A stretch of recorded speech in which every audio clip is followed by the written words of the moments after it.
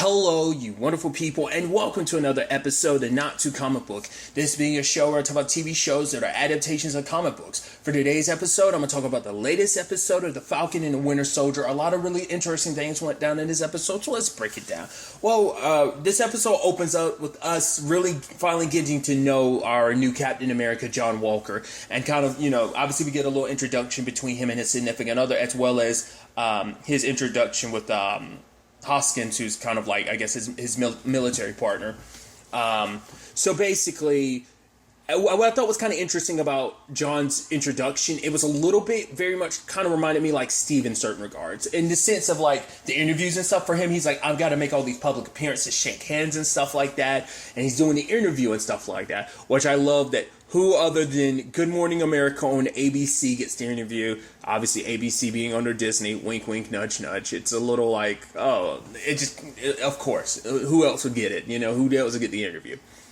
But nevertheless, it was a situation of, it was interesting because, well, first and foremost, it's not like he's a dick. I mean, at least from what we've seen so far. Granted, like, once again, with the way the episode plays out and potentially the future, we don't know how things could shake out for his character. But at the very least, he seems genuine at first of like, trying to, like, he's got big shoes to fill. He's got a role to fill. And it's like, everyone, in particular, Hoskins telling him, like, shaking hands and all that stuff, it kind of comes with the territory. It's like, you can't just punch your way out of every situation now. And so it is type of thing of, like, obviously what this suit represents, what that shield represents. It's like you're carrying so much with you, so...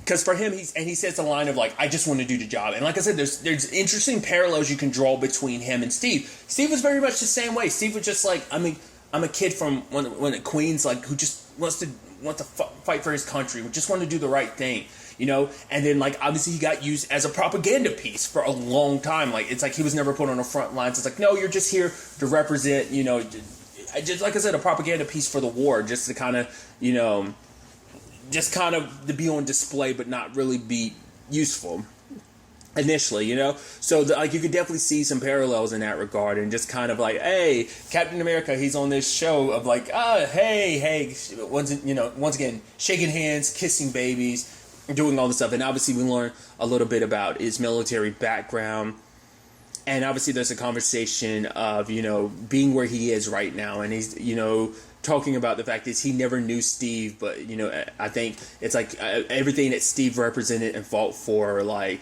I've got big shoes to fill, but I never met the man, but I feel like he was like a brother to me because of what he represented and a lot of those same values. And you see Bucky watching it, and it's just like it rubs him the wrong way, like it rubbed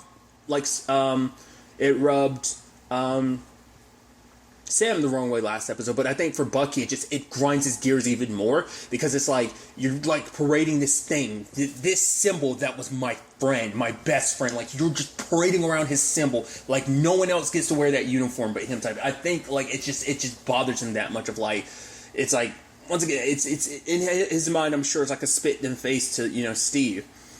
And obviously we see later on Sam's about to begin an operation, and he runs into, Bucky's there waiting for him. He's like, why'd you give away the shield? Like, did you know that was going to... He's like, no, I didn't know that was going to happen. You think I was going to give away the shield if I knew that's what they had planned? But it's like, there's not much he can do about it, now that they've kind of... It's like, oh, now they've seen what you're doing, like, I'm going to take the shield. But it's like, no, there's nothing he can do about it now. But...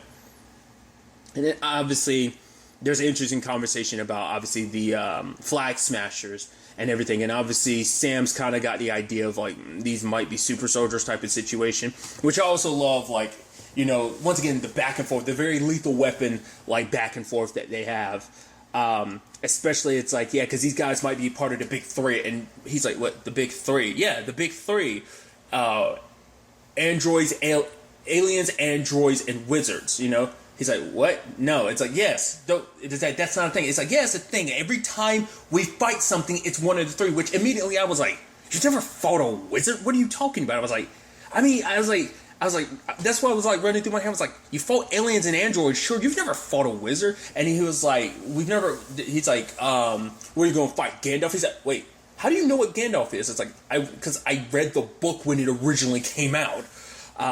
But he's like, no, like, but it's like, we've never fought a wizard before. It's like Doctor Strange, he's a sorcerer. but sorcerers are wizards without the hat. See, I just came up with that right now. Besides the point, but tell me, you technically have never fought Doctor Strange, so that's why it doesn't technically get you fought alongside. Sure, you never fought. That's what I was about to say. Like, you've never. I mean, if you want to get technical about it, you technically have, because like fighting Scarlet Witch. I mean, that's a witch, but it's still in the same vein as a sorcerer / wizard. So it's like, but obviously they don't know that yet. I mean, I think this was filmed before WandaVision. I don't know who knows what at this point in time. Like Wanda's situation, I don't know if anyone but Wanda knows what her whole deal is at this point in time, because this is taking place probably sometime after the events of WandaVision, timeline-wise, I believe. So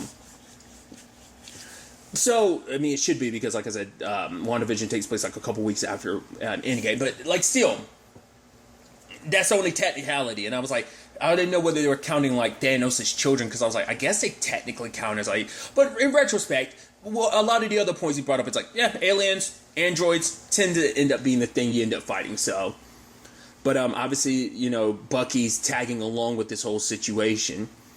So Sam got the suit, is able to fly. Bucky, it's like, where's the parachute? It's like, yeah, there's no other parachute. Plus, we're like too low for that to be a thing. So it's like, all right, I don't need one anyway. And he rips off the cover for his arm, and it's like, Torres is like, are you sure about that? And he's like, he kind of gets that like chagrin like look, and jumps out and lands and falls on his ass. And of course, you know, Sam is like, I was recording it. So I also thought it was kind of interesting too. Like, obviously they're not a well-oiled machine. Like, obviously, like the tactics and stuff like that are like, okay, we're gonna do this, and then Bucky like turns around at one point in time. Is like, oh, Sam's like right behind him. He's like, yeah, oh, did I miss something? And it's like, all right, we need to go. There's only 2 guys. It's like, actually, oh, what's that? Oh, that's 1, 2, oh, 4, 5. Yeah, 5 guys. You know, so. But I think it's so interesting because this is their potentially their first time like on a tactical operation, not having Steve kind of be the middle ground for them to a certain extent. I mean, obviously they've not had a lot of time working together anyway, but still, I just thought that was kind of fascinating. So obviously there's a hostage being held, and they run into who we now know her name is Carly, and turns out she's actually the main head honcho of this. Like, this is her operation. There's this text she gets later on. It's like, oh, you stole something from me. I'm going to find you and kill you. So I don't know whether that's supposed to be like she stole the Flag Smashers from someone else, or was it maybe like how she became what she is. Like, maybe she became a, like we now know, super soldier serum. So maybe like she stole it from somebody else. Regardless, once again, they're not the well-oiled machine. And so both Bucky and Sam kind of get washed a little bit. They put up a fight, but they kind of get their asses handed to them. And then you have Walker and Hoskins show up. And it's so weird seeing John just like tossing the shield. It's just like, oh, it just feels so weird. You're so used to it being Steve, to seeing someone else do it too. And even partway through the fight, like Bucky catches it, and then that moment, like, you know, John grabs it back, but it's just like, it's still that moment of just kind of like, you know, in that moment he probably wanted to just take it and just like, no, not give it back. But obviously it is a thing that all of them are super soldiers, which is interesting because the last super soldiers we're aware of in this continuity was in Civil War, and Zemo killed all of them. So it's like, where are these super soldiers coming from? But despite everything, even Walker and Hoskins kind of got their asses handed to them. I even love the whole situation and them both, like, you know, Bucky and Sam walking, and then all of a sudden, like, Walker and Hoskins roll up, and it's like, oh, let's talk. It's like, because even they throw out they're like, oh, the big 3. It's like, yeah, they're not wizards. It's like, okay, so that leaves 1 and 2. It's like super soldiers. All right, so we're going to have this conversation about this. So obviously Bucky is the most like irritated by John. Sam is as much, but he on some level, but I don't think it's nearly as much. But so obviously for John, he's trying to make a point that like, hey, I'm not trying to replace Steve. The fact of the matter is, I'm just trying to be Captain America, you know, the best way I can be. And obviously we learn a little bit more about kind of the structure of things, because basically there's an organization that exists to kind of help people like, basically reacclimate to society, like, Social Security, like giving them homes and stuff like that for the people that disappeared during the blip. And obviously they're also the ones funding their operation, because it's like, yeah, they tried, like, we are here to kind of, keep the peace is kind of their whole thing, which I love the whole thing of, like, Hoskins, like, yeah, he's like, and I think, what didn't he say his name was, like, his code name was, like, Battlestar, and Bucky was like, all right, stop. It was like, okay, now you got a code name, forget it, I'm done. It just irritates him that much more, and he kind of bounces. But like I said, I thought that was so interesting, like, and then John says that line of, like I said, I'm just trying to, I just want to do the right thing, and I'm just trying to, he basically feels like it will legitimize him being Captain America if he's got both Steve's wingmen behind him. And I love that line from Sam being like, and it's always the last line, like, oh, you give this great pitch and everything, and then you kind of screw yourself up at the very last line by being like, oh, Steve's wingman. Because that's also, for one, that you disrespect us to just being like, oh, we're like, looking at it as nothing more than Steve's lackeys to a certain extent. But also it's kind of like because it's like, oh, we're not our own people, like, oh, we're not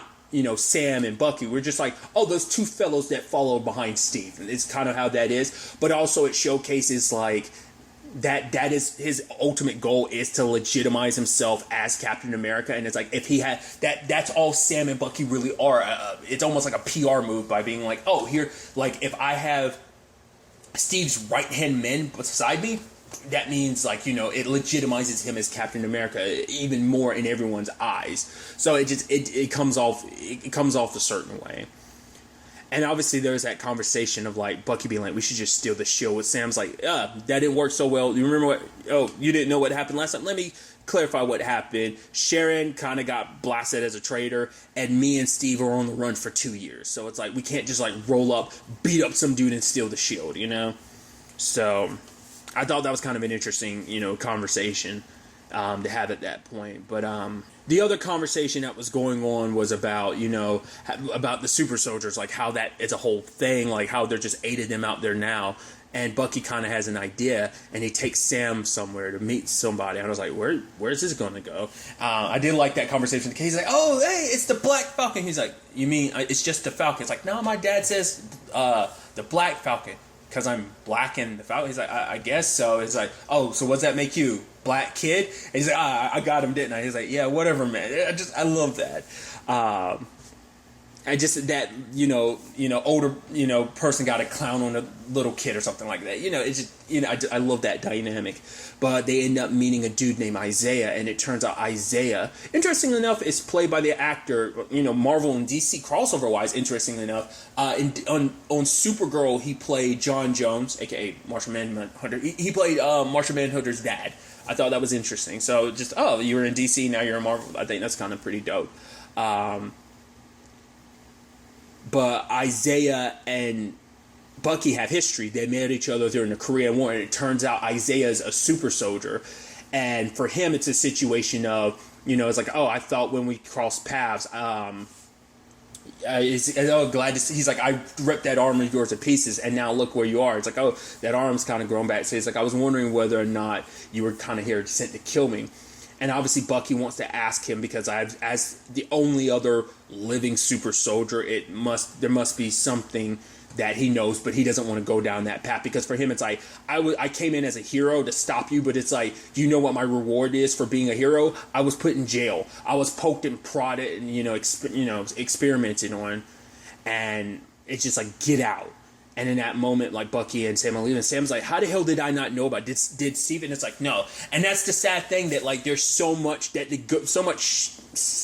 shit that the government did that Steve probably never knew about, But it's like, yeah, I guess it's one of those things where the government kind of sweeps it under the rug.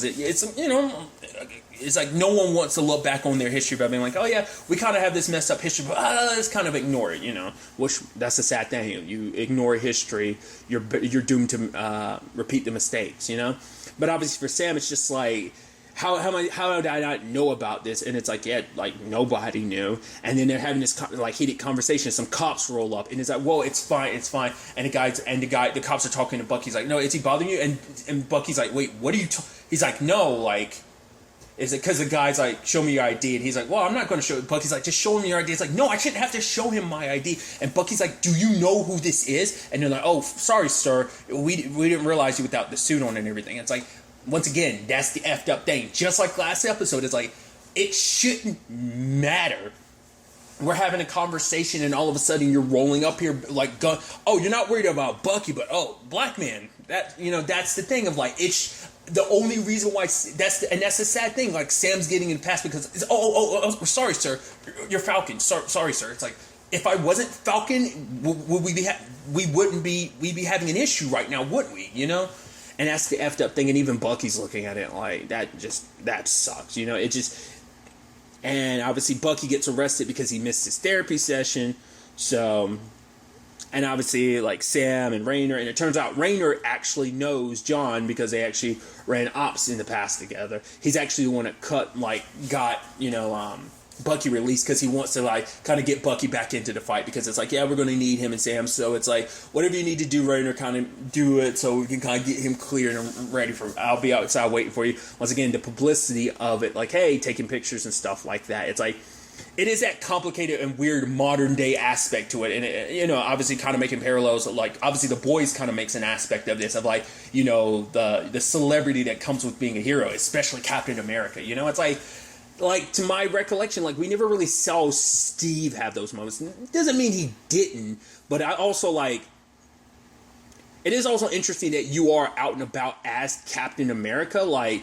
there's a lot of times Steve was just in regular civilian clothes, because I think that right there is a distinction. Like, Steve didn't always go around like, I'm Captain America. It's like, because that's the thing. Steve was Steve. Captain America was just a moniker. At the core, what made him Captain America was just him being him, you know? And obviously maybe that's something we'll see potentially happen with John. Maybe it'll go to his head. Maybe he will. We'll have to wait and see kind of how things play out. But it is, yeah, like, I think that's just an interesting setup immediately to show you, like, we never, like I said, doesn't mean it didn't happen, but we never really saw moments of, like, Steve being celebrated, I mean, as a hero. Like, we saw, like, oh my God, like, Steve, the Avengers, cool. I mean, truth be told, is the only one that was kind of they're all kind of celebrities in their own right, but the one that was the most celebrity was, like, obviously Tony basked in it a little bit more than anyone, a lot more than everyone else. But once again, you just never saw Steve out and about, like, oh, in my Captain unit, unless it was on operations. Other than that, he was in civilian clothes, especially because a lot of that's like, you know, it's like you're drawing too much attention just being out and about as Captain America. Regardless, it's a whole thing. But obviously, Raynor wants to kind of have that talk between the boys, and obviously, they're like snarky comments toward each other. It's like, oh yeah, like, say, like, you know, let's do the miracle exercise. You went to bed, you wake up, and a miracle happened while you were asleep. What is that miracle? It's like, oh, I want him to talk less. Oh, how ironic. I wanted to say the same thing about you. And it's like, oh, the back and forth. Then the whole thing of, all right, I want you two to face each other. So, all right, this is great, Doc. This is great. Oh, thanks for setting this up. And it's just like, all right, scoot closer. And he's like, what? You the one with your legs open. And he's like, all right, fine. And he's like, whoa, aren't you getting pretty close? Oh, I guess we are getting pretty close. It's just, like I said, the back and forth. And then them staring at each other. And it's like, are you having a staring contest? All right, you know, it's like, James, tell Sam why you're so bothered and frustrated by him. And don't say, you know, something childish. And then Bucky says something, I was like, oh, like, you know, he says something with him, wait, where it's like, why'd you give up that shield? It's like, that shield represents Steve's legacy. It was Steve's legacy. You gave it away like it was nothing, you know? And the reason why it irritates him so much, because it's like, Steve believed in you. He believed to give that shield to you because he knew that he believed that you would be the one to be able to carry on that legacy. And for him, it's like, if Steve was wrong about you, that means he was wrong about me. Because for Bucky, it's a situation of, especially now having to confront a lot of his past, not just with, obviously with his, you know, trying to make amends and stuff like that. Obviously last episode, and obviously running into Isaiah, just a constant reminder of the past. For him, that's what makes it so irritating, because it's like, because even Isaiah said, like, oh, he was like, I'm not a killer anymore. And he's like, oh, you think you get to decide whether that's the case or not? Like, because it's like, oh, you think you can just kind of forget the past and just be like, oh, I'm going to be a new person. It's like, it's not that easy. And Bucky knows it's not that easy.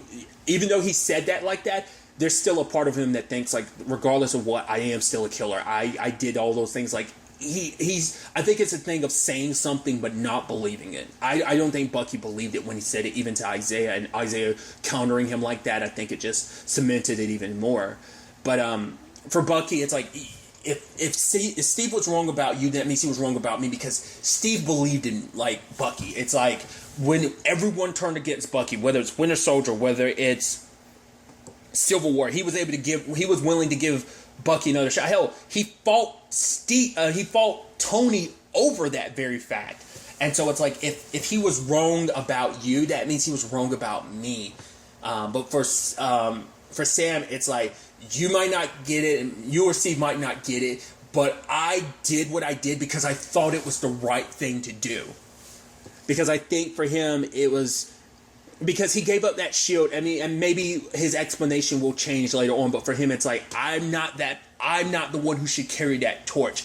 That symbol shall live and die with Steve, because Steve was Captain America. No one else should ever try to fill those shoes, because only Steve could be Captain America. And maybe that's how Sam felt at the time. Maybe there's other elements to it that kind of aided in that decision, but maybe later on down the road, maybe Sam will change his mind. But I don't know. It's going to be interesting to see.